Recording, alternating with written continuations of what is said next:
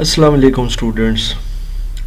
Vital educators और इसके ज़ेर एहतमाम इंग्लिश ग्रामर कोर्स और इसके सिलसिले का जनाब लेक्चर नंबर है 31। जनाब पिछले लेक्चर में हमने स्टार्ट किया था प्रेजेंट टेंस को, और जिस तरह कि आपको पता है अब हमारे टेंसेस का टॉपिक स्टार्ट हो चुका है और ये ज़ाहिर है उसके सिलसिले का लेक्चर नंबर 2 है। अच्छा जी, प्रेजेंट इनडेफिनेट टेंस पर हमने पिछले लेक्चर में काम किया था और जाहिर है कि उसमें हमने कुछ रूल्स सीखे थे प्रेजेंट इनडेफिनेट टेंस के। प्रेजेंट इनडेफिनेट टेंस के रूल में first form of verb plus S या ई एस ये चीज़ ऐड होती है। अब एस और ई एस का क्या रूल है, किस सब्जेक्ट के साथ एस ई एस लग सकता है और किस सब्जेक्ट के साथ एस ई एस नहीं लगता, ये इंशाअल्लाह ताला अभी हमारा पहले नंबर पर जो है ना मौजू बहस होगा, क्योंकि बहुत ज़रूरी चीज़ है। देखें सिंगुलर जो सब्जेक्ट्स होते हैं कंटेन एस और ई एस, जो सिंगुलर सब्जेक्ट्स हैं उनके साथ एस और ई एस लगता है और इसका मतलब ये होता है प्लूरल सब्जेक्ट्स के साथ एस ई एस नहीं लगता। It's simple. मिसाल के तौर पर आप कह सकते हैं कि जनाब, अभी आपको सिंपल वे में बता रहा हूँ, ही शी इट, ये जो आपके सिंगुलर सब्जेक्ट्स हैं या कोई नेम, कोई भी नाम, इसके साथ आप लगा सकते हैं एस और ई एस। जैसे कि ही गोज, तो वो इसके साथ आ जाएगा, जाहिर है कि एस ई एस लग जाएगा। ही गोज, शी कुक्स, तो इसमें कोई भी चीज़ है। इसी तरह कोई नाम होता है जैसे कि हैदर स्पीक्स, तो इन सब्जेक्ट्स के साथ, ये जो सिंगुलर सब्जेक्ट्स हैं इनके साथ जो भी वर्ब की फर्स्ट फॉर्म होगी उसके साथ आपका लगेगा एस या ई एस। अच्छा जी, अब आप ये देख सकते हैं गो के साथ ई एस लगा है। अच्छा जी, अब मामला ये है कि ये तो आपके आगे जी सिंगुलर सब्जेक्ट्स, और इसी तरीके से प्लूरल के साथ फिर एस ई एस नहीं लगता, यानी कि plural subjects do not contain S और ई एस। अब इसमें एस और ई एस नहीं लगता। मिसाल के तौर पर जैसे कि आई, फिर वी, फिर उसके बाद है जी आपका दे, इसी तरीके से यू। तो ये ऐसे सब्जेक्ट्स हैं जिनके साथ हम एस ई एस नहीं लगाते। जैसे कि इनमें से कोई भी जुमला आप उठा लें, मिसाल के तौर पर दे प्रैक्टिस कराटे डेली, वो कराटे की प्रैक्टिस करते हैं डेली। तो आप ये देख सकते हैं कि इसके साथ प्रैक्टिसेस का वर्ड नहीं आएगा। तो ये चीज़ जो है ना ये इम्पॉर्टेंट है। आई, वी, दे और यू के साथ एस ई एस नहीं लगता। अब एक छोटी सी कॉमन गलती की तरफ मैं इशारा करना ज़रूरी समझता हूँ और ये बहुत ज़रूरी है। अक्सर मैंने लिखा हुआ भी देखा एड्स में भी और शॉप्स पर भी, और अच्छे खासे मामलात में इस तरह से हम देखते हैं कि एक जैसे जुमला होता है, we deals in whatever, किसी भी चीज़ में। अब मैं से बताना ये चाह रहा हूँ कि ये अक्सर लिखा होता है कि हम इलेक्ट्रॉनिक्स में डील करते हैं, हम वट एवर किसी भी चीज़ में डील करते हैं, तो वी डील्स वहाँ पर लिखा होता है, जो कि गलत है, क्योंकि ये असल में डील होना चाहिए, क्योंकि वी जो है वो एक प्लूरल सब्जेक्ट है। प्लूरल सब्जेक्ट के साथ जो भी वर्ब यूज़ होगा उसके साथ एस ई एस ऐड नहीं होगा। सो ये जनाब इसके रूल्स हैं एस और ई एस के। अब हम चलते हैं प्रेजेंट कंटिन्यूस टेंस की तरफ, और जाहिर है कि अब ये हमारा मौजू है कंटिन्यूस और परफेक्ट कंटिन्यूस। इस लेक्चर में इंशाअल्लाह अज़ीज़, इस लेक्चर में हमारी पूरी कोशिश है कि हम इस प्रेजेंट टेंस को कंप्लीट करें। देखिए जी, कंटिन्यूस टेंस जो होता है ना, वो कहते हैं किसी भी जो जारी होता है, जो कंटिन्यूसली चल रहा होता है मौजूदा। मिसाल के तौर पर I am playing tennis, my mother is cooking food, whatever। अच्छा, अब इसमें एक चीज़ है कि इसका जो रूल है वो बड़ा सिंपल सा है जनाब। रूल इसका ये है कि इसमें सब्जेक्ट होता है, ठीक है। सब्जेक्ट के साथ आपका एक आ जाता है हेल्पिंग वर्ब, जैसे एम आ सकता है, इज आ सकता है, ये आ जाता है आपका, इसको कहते हैं हेल्पिंग वर्ब। ये याद रखिएगा, जो हेल्पिंग वर्ब होता है ना, जैसे कि एम हो गया, इज हो गया, आर हो गया, वर हो गया, ये बेसिकली नॉन एक्शन वर्ब होते हैं। ये एक्चुअली जो एक्शन वर्ब होते हैं या एक्चुअल वर्ब जो होते हैं, जैसे प्ले है, जैसे कुक है, इसको हेल्प करते हैं या इसको ये फैसिलिटेट करते हैं, लेकिन ये नॉन एक्शन वर्ब होते हैं और ये वाले एक्शन वर्ब होते हैं, जैसे प्ले है और कुक है। तो ये हेल्पिंग वर्ब आ गया जी, plus verb first form, verb की पहली फॉर्म और प्लस आईएनजी, फिर उसके साथ आ जाता है ऑब्जेक्ट।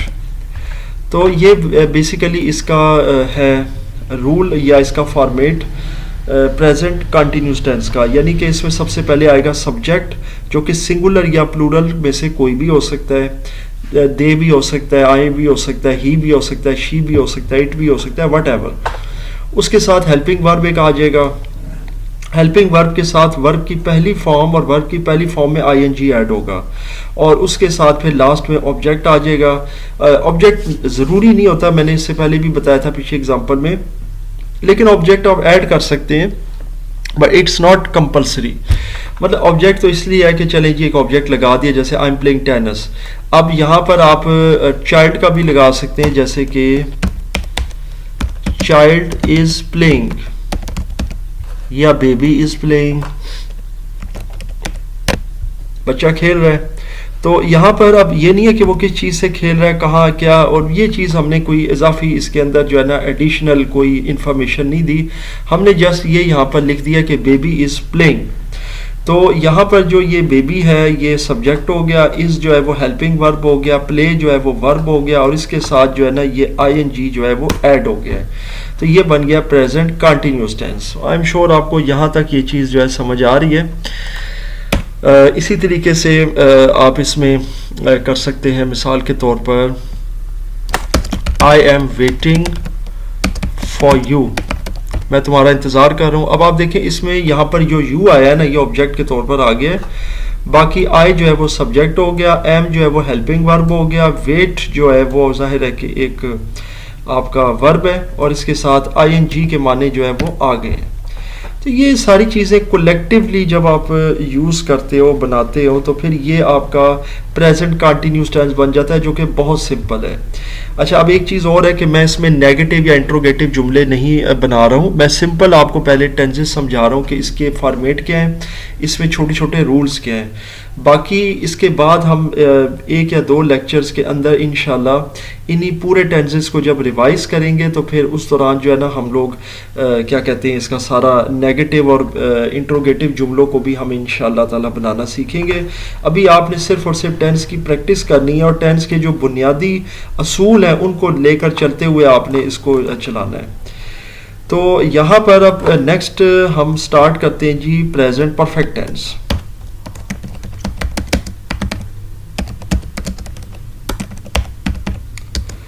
प्रेजेंट परफेक्ट टेंस में क्या चीज़ है? प्रेजेंट परफेक्ट टेंस ये है कि इसके अंदर आपका कोई काम मुकम्मल हो जाता है, क्योंकि परफेक्ट कहते हैं मुकम्मल होने को। अब परफेक्ट मीन्स कि अगर कोई चीज़ मुकम्मल होगी है तो फिर किस सेंस में होगी, जैसे कि आई हैव ईटन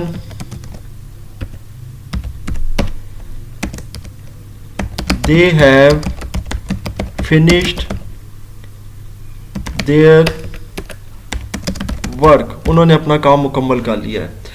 तो बुनियादी तौर पर परफेक्ट में ये होता है कि एक काम कोई कर चुका है, हो चुका है, हो गया है, खा लिया है, पी लिया है, सो गया है, पढ़ लिया है, पेपर दे दिया है, तो जो भी काम मुकम्मल हो चुका है वो परफेक्ट में आएगा।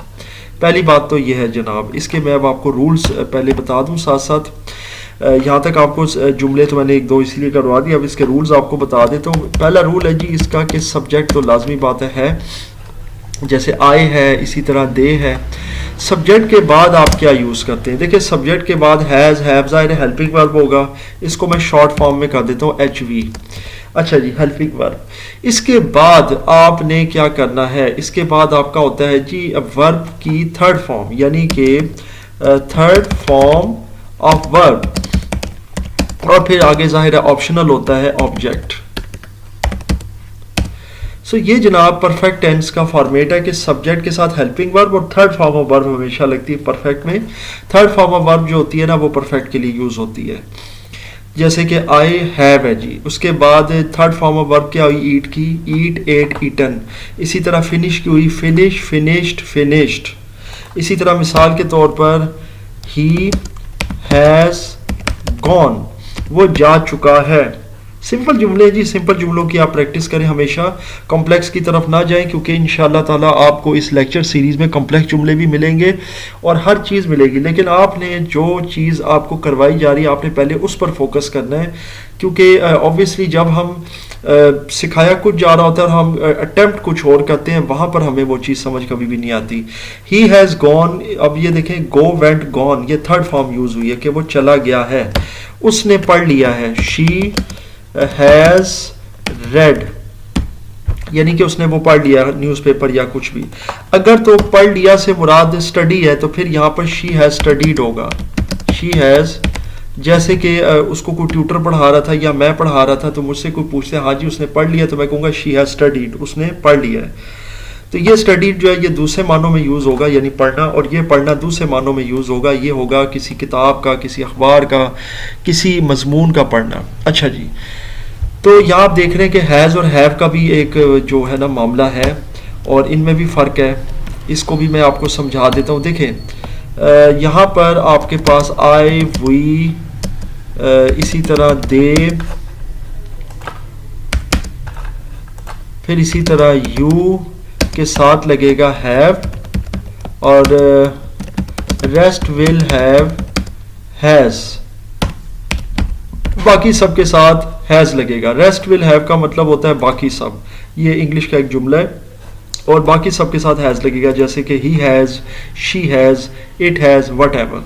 तो ये भी हैव के हवाले से आप इस चीज़ को भी नोट करें कि ये आई, वी, दे, यू, ये जो प्लूरल आपके सब्जेक्ट्स हैं, यह भी मैंने थोड़ी देर पहले आपको बताया आपको इनडेफिनेट के अंदर कि वहाँ पर प्लूरल सब्जेक्ट के साथ एस नहीं लगता, और सिंगुलर जितने भी हैं जैसे ही, शी, इट या कोई नाम, तो उसके साथ जो है ना वो लगता है एस। तो यहाँ पर भी यही मामला है कि यहाँ पर जो सिंगुलर सब्जेक्ट्स हैं जितने भी हैं, ही, शी, इट, यानी यहाँ पे मैं लिख देता हूँ ही, फिर शी, फिर इट, और कोई भी नाम, इसके साथ हैज़ लग जाएगा, जैसे कि ताहिर हैज़ अराइव्ड, ताहिर आ गया है, ही हैज़ रिटर्न्ड, या शी हैज़ रिटर्न्ड होम। तो ये इसके साथ सारा हैज़ लग जाएगा, बाकी सबके साथ ये जो प्लूरल वाले होंगे इनके साथ हैव लगेगा। तो ये जनाब आपके परफेक्ट टेंस के भी जुमले हो गए, जैसे मिसाल के तौर पे I have done my work, मैं अपना काम मुकम्मल कर चुका हूँ। तो आई ज़ाहिर है सब्जेक्ट हो गया, इसके साथ हेल्पिंग वर्ब लग गया हैव, और डू, डिड, डन, डन जो है वो थर्ड फॉर्म है वर्ब की, ये यूज़ हो गई, और उसके साथ ज़ाहिर है कि ऑब्जेक्ट आ गया, जैसे क्या काम मैंने किया, माई वर्क। ओके जी, मतलब इसके साथ ऑब्जेक्ट कोई कंपलसरी नहीं होता, बहुत से सेंटेंसेस में हम ऑब्जेक्ट नहीं भी लगाते, लेकिन बारह यहाँ मैंने ऑब्जेक्ट लगा दिया है। तो ऑब्जेक्ट आप लगा सकते हैं, लेकिन ना भी लगाए तब भी जुमला आपका बन जाएगा।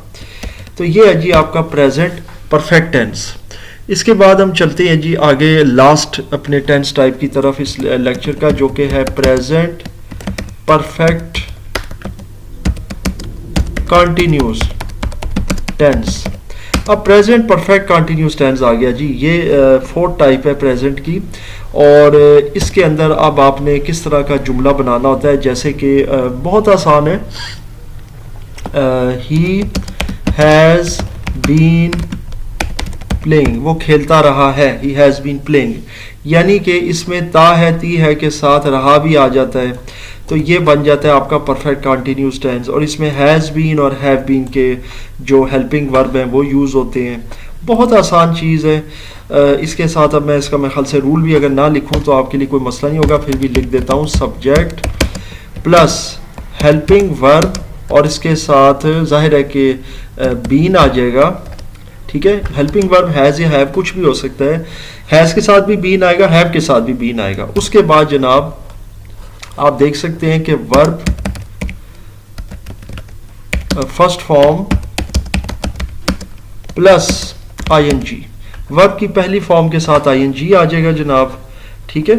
तो बाकी ऑब्जेक्ट मैं अगेन कह रहा हूँ कि ये ऑप्शनल होता है, लगा दें तो तब भी कोई इशू नहीं, ना लगाएं तब भी कोई इशू नहीं, जुमला मुकम्मल हो जाता है। जैसे अब ही हैज़ बीन प्लेइंग, अब मैं इसके अंदर जुमले को पूरा नहीं कर रहा जनाब, तब भी ये परफेक्ट कंटिन्यूस बन गया कि वो खेलता रहा है।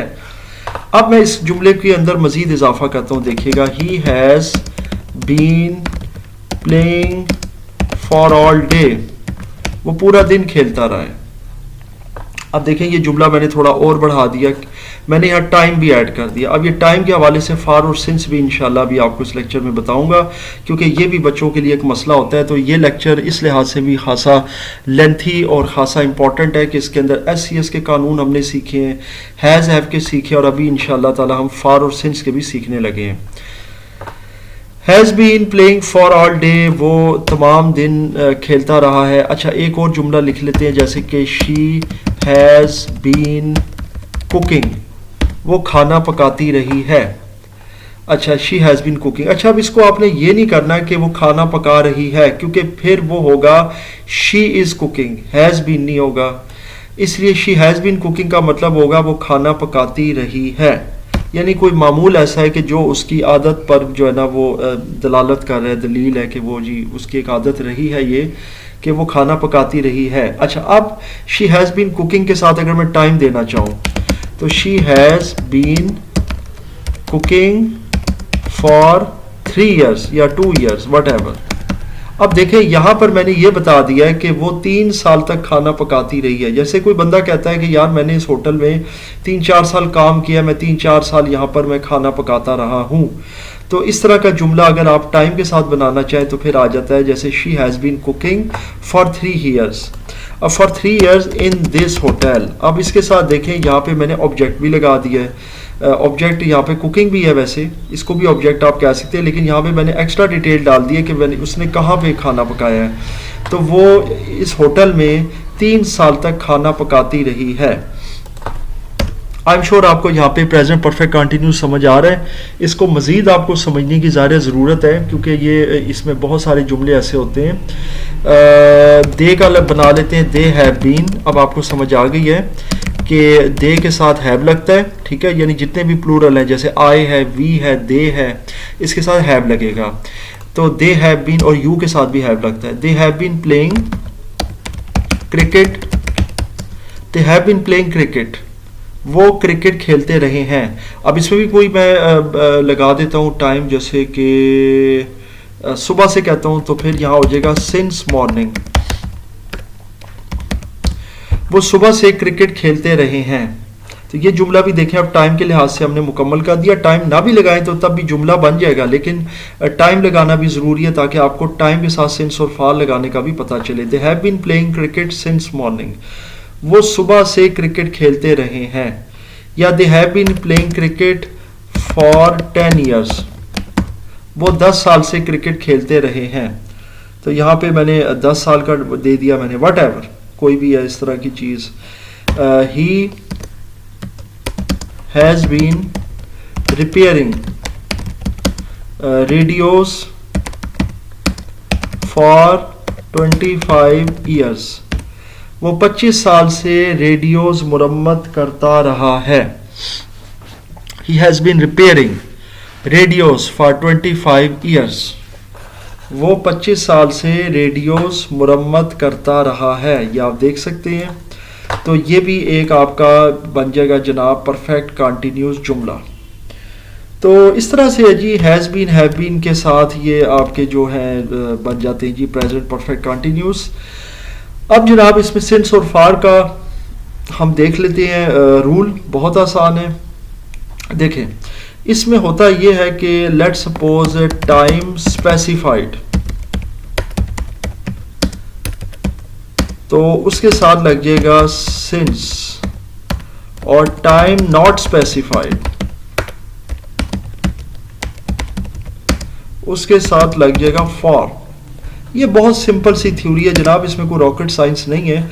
अब आप कहेंगे जनाब ये जो टाइम स्पेसिफाइड है और टाइम नॉट स्पेसिफाइड है ये क्या है, मतलब टाइम तो हर जगह स्पेसिफाइड हो रहा है, तो कहीं मैं फॉल लगा रहा हूँ कहीं सिंस लगा रहा हूँ, तो लेकिन ये है कि ये कुछ समझ में नहीं आता कई दफ़ा बच्चों के, और ये अक्सर नहीं समझ आता और सिंस और फॉर में गलतियाँ होती हैं। देखें ये जो टाइम स्पेसिफाइड है ना, यानी स्पेसिफाई कर दिया गया टाइम का, इसका मतलब ये है कि जैसे कि मैंने बता दिया मॉर्निंग, इवनिंग वगैरह, इसी तरीके से मिसाल के तौर पर 1 या 5 सितंबर,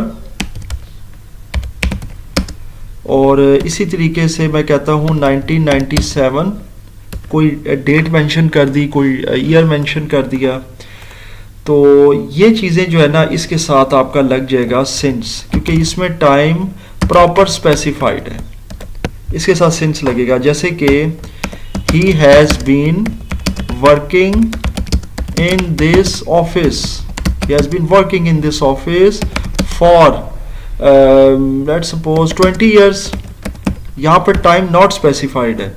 इसी तरीके से अगर मैं करना चाहता हूँ he has been working in this office, यहाँ पर लगाएं सिंस, और ये 20 ईयर्स की जगह पर मैं यूज़ करने लगा हूँ या लिखने लगा हूँ सिंस 1998, वो 1998 से यहाँ काम कर रहा है। यहाँ पे बाकायदा डेट या टाइम या कोई इस तरह ईयर मैंने मेंशन कर दिया। ऐसा टाइम भी हो सकता है यहाँ पर, जैसे कि यहाँ पर आप कह सकते हैं कि 3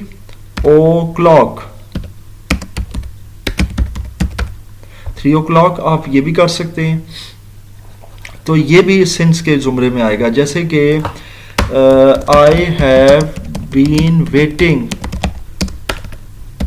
फॉर यू सिंस 5 o'clock, मैं 5 बजे से आपका इंतज़ार कर रहा हूँ। अब ये प्रॉपर इधर देखें टाइम स्पेसिफाई हो गया है, तो यहाँ पर सिंस आ जाएगा जनाब।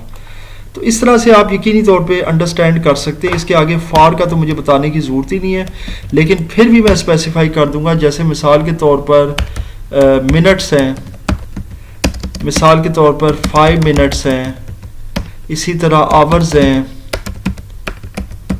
तो इसी तरह जैसे कि हम कहते हैं 5 आवर्स, इसी तरह डेज़ है, फिर इसी तरह से ईयर्स है, इसी तरह से मंथ्स हैं। ये सब चीज़ें जो है ना ये स्पेसिफाइड नहीं होती, जैसे 3 मंथ्स 5 मंथ्स। अब मैंने ये नहीं बताया ये 5 मंथ्स तो हैं, लेकिन ये कौन सी ड्यूरेशन चल रही है, क्योंकि मैंने 5 मंथ बता दिए हैं। अब वो 5 मंथ किस डेट से स्टार्ट हुए हैं, मार्च की या अप्रैल की किसी डेट से, और अब जाके वो मैच्योर हुआ है अगस्त या सितंबर में टाइम जाकर, क्योंकि अभी सितंबर भी आने वाला है।